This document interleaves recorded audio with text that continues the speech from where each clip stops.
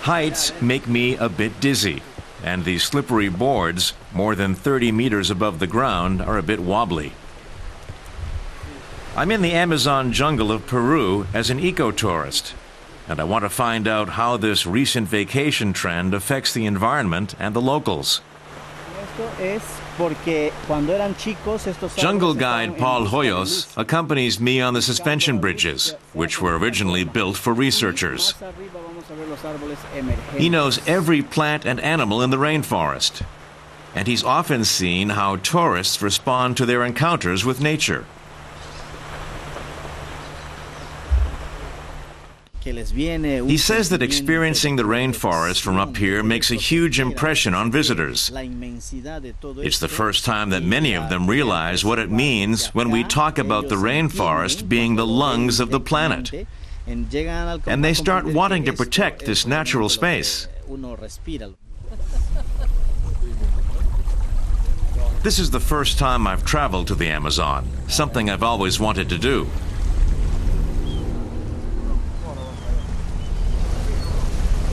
I had expected to meet young backpackers. Instead, there's a different generation that's looking for adventure.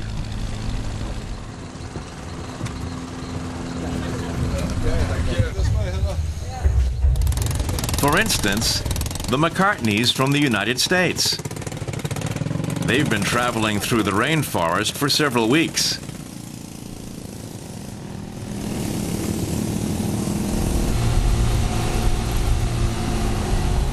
The McCartneys are true eco-tourists. They've spent 1 week of their vacation working for an environmental organization here.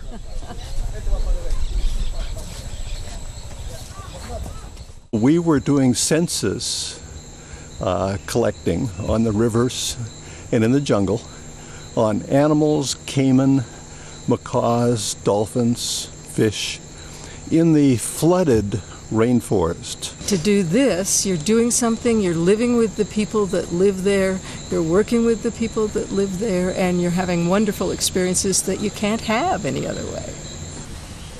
I arrive at my jungle hotel.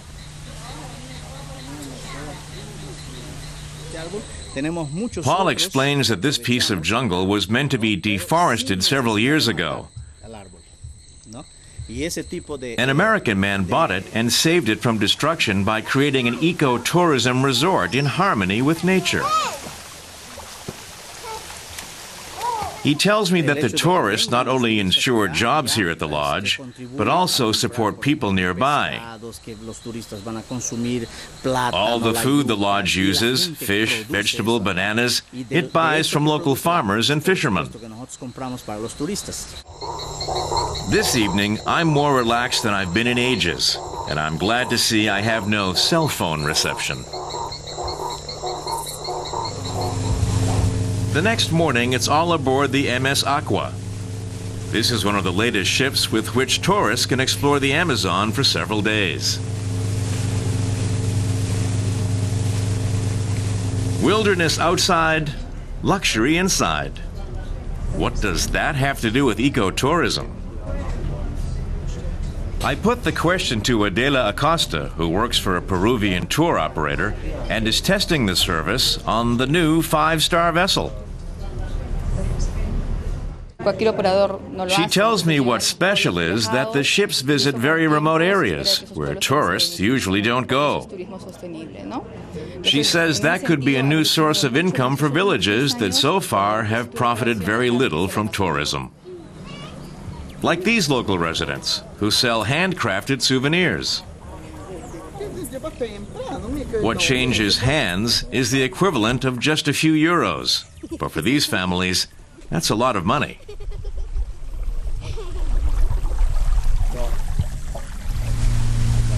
From here, Juan Tejeda leads us ever deeper into the world of the Amazon. He grew up in a small village in the rainforest, the son of a family of fishermen. Ecotourism gives him the chance to make a living from his love of nature.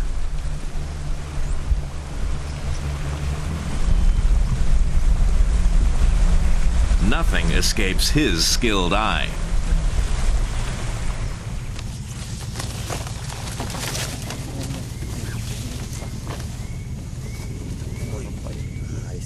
For instance, this red howler monkey.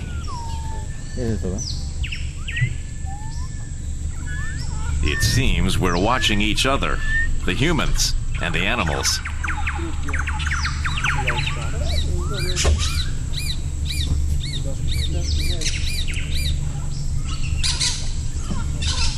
I ask if the boat and the visitors aren't a disruption in the jungle. Juan says, not if you use an environmentally friendly engine like this boat has, and if you behave correctly. Then excursions like this are no problem. The animals are often unbothered and let themselves be observed from a close distance. But these people are a problem. The illegal loggers we happen to discover. They've felled a huge capinuri tree and cut it up for transportation. Neither my camera nor Juan's questions make them nervous. This is normal activity in the Amazon. Juan asks how much they're getting for this giant tree. They say 120 soles, about 30 euros. Juan says this is backbreaking work for the men, and it's hardly worth it. Each man in this group earns 1 or 2 euros per day at most. There aren't any other sources of income here yet. And now I also understand why the souvenir sellers were so pleased by that small sum of money. We visit a small village on the banks of the Amazon River. Some 20 families live here. Hola. ¿Qué tal? ¿Cómo están? Tourist groups have been coming here more often, but they aren't surprise visits. Juan explains that the tour operators and village communities are working together so the residents can adjust to this new tourism.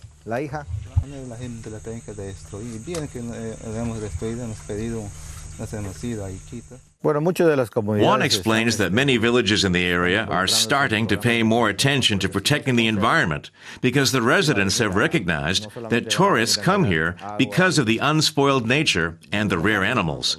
He says tourism has become an incentive to be kinder to nature. I want to know more about daily life in the village and speak to this couple.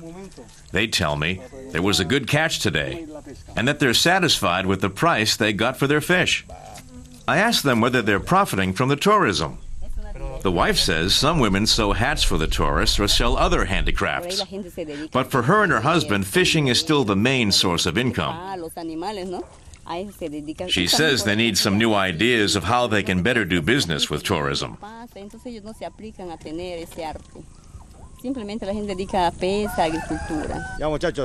Juan is sure the next generation here will be able to profit even more from ecotourism. And I think that this kind of travel can help at least slow down the destruction of the rainforest. But that's not a concern for these kids yet. They're just excited by our visit, and especially that they'll be on television. Hola.